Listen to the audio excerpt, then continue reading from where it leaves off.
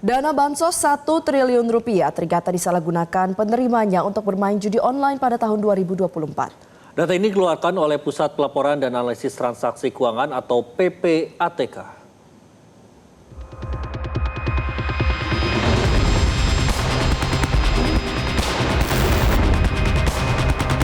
Kabar menghebohkan datang dari Pusat Pelaporan dan Analisis Transaksi Keuangan atau PPATK.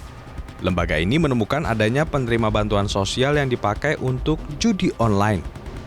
Jumlahnya tak main-main, mencapai 1 triliun rupiah untuk penyaluran bansos tahun 2024. Kepala PPATK Ivan Yustiavandana mengungkap sebanyak 571.410 orang yang nomor induk kependudukannya terdaftar sebagai penerima bansos aktif bermain judol. Temuan PPATK ini didapatkan usai mencocokkan nomor rekening antara penerima bansos dengan para pemain judol. Dari jumlah tersebut, ada indikasi temuan bahwa nik yang tercantum juga terlibat dalam tindak pidana korupsi hingga tindak pidana terorisme. Ya, kita masih baru satu bank ya. Baru satu bank. Jadi kita cocokin nicknya. Ternyata memang ada ada nick yang penerima bansos yang juga menjadi pemain judol. Ya, itu 500.000 sekian. Nick bansos yang kita terima dari Pak Mensos kita cocokkan dengan nick terkait dengan judol gitu. Itu aja. Judol, korupsi sama pembiayaan terorisme. Menteri Sosial Saifullah Yusuf mengatakan semua rekening penerima bansos memang diserahkan ke PPATK untuk dianalisis. Dengan adanya temuan itu, maka pihak Kemensos akan mengevaluasi penyaluran dan penerima bansos. Seluruh rekening yang pernah menerima bansos dari Kementerian Sosial, kita serahkan sepenuhnya kepada PPATK untuk dianalisis, untuk dieksplor.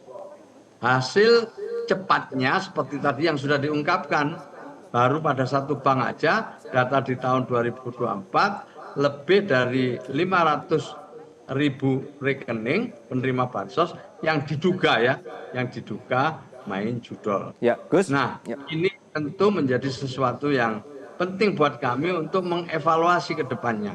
Penyaluran itu dilakukan setiap 3 bulan sekali. Oke. Jadi setiap 3 bulan sekali dilakukan pemutakhiran dan tentu penerima bansos juga terus berubah. Bisa jadi di triwulan pertama dapat, di triwulan 2 dia udah nggak dapat lagi karena ada pemutakhiran. Kaitan bansos dan judi online memang sempat menjadi kontroversi pada Juni 2024 silam.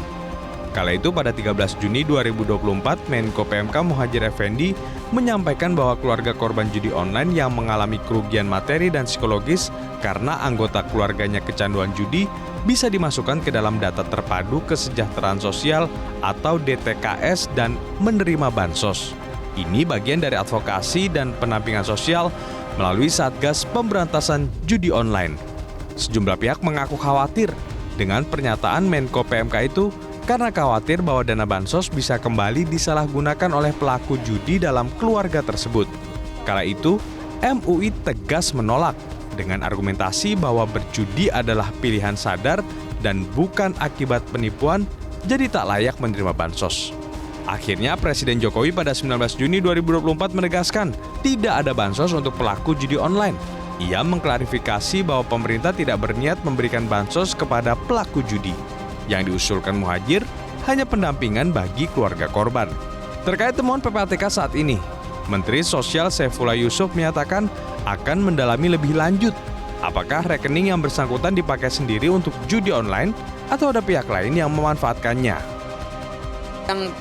Jika mereka sengaja, benar-benar sengaja memanfaatkan bansos untuk kepentingan lain, karena bansos itu jelas peruntukannya, maka kita akan alihkan kepada mereka yang lebih berhak.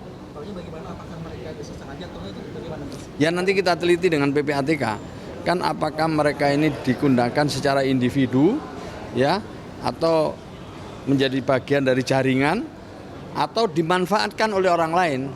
Jadi penerima manfaat ini tidak tahu apa-apa. Ini yang akan kita dalami. Masih banyak kemungkinan di situ, tetapi jelas bahwa dari rekening itu dimanfaatkan untuk judol atau hal-hal yang terkait dengan terorisme atau juga tadi dengan narkotika. Judi online di Indonesia termasuk tindak pidana dengan ancaman hingga 6 tahun penjara dan denda 1 miliar rupiah. Jika bansos digunakan untuk judi online, ini merupakan masalah serius. Menghapus penerima bansos karena terindikasi judi online saja tidak cukup. Sebab masalahnya ada pada promosi dan praktik judi online yang tidak mampu diberantas pemerintah. Karena itu, edukasi yang gencar dibutuhkan agar judi online tidak merajalela. Jelajahi cara baru mendapatkan informasi. Download Metro TV Extend sekarang.